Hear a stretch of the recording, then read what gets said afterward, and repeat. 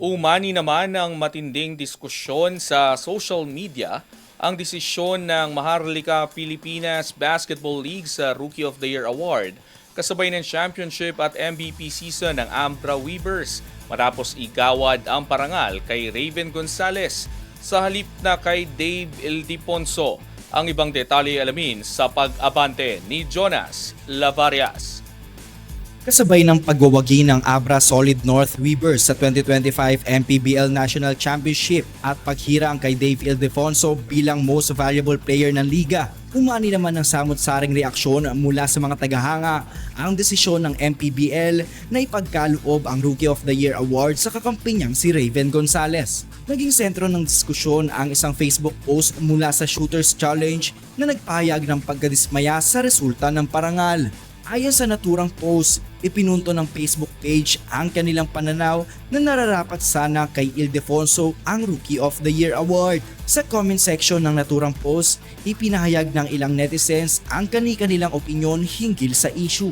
May mga nagsabing ang Rookie of the Year ay mas angkop umanong igawad sa mga manlalarong direktang nagmula sa collegiate ranks patungong MPBL at hindi sa mga may karanasan na sa professional leagues. Mayroon din nagsabing hindi na umano praktikala na kilalanin si Ildefonso bilang rookie matapos itong magwagi ng MVP. Samantala, may ilan ding nagsabing tila iniiwasan ng liga na muling maulit ang kasaysayan ng nag-iisang rookie MVP, isang tagumpay na minsang naitala ni Benji Paras. Matapos ang kanyang championship run noong 2022 kasama ang Ateneo Blue Eagles, naglaro si Ildefonso bilang Asian Quota Player ng Suwon KT Sonic Boom sa Korean Basketball League.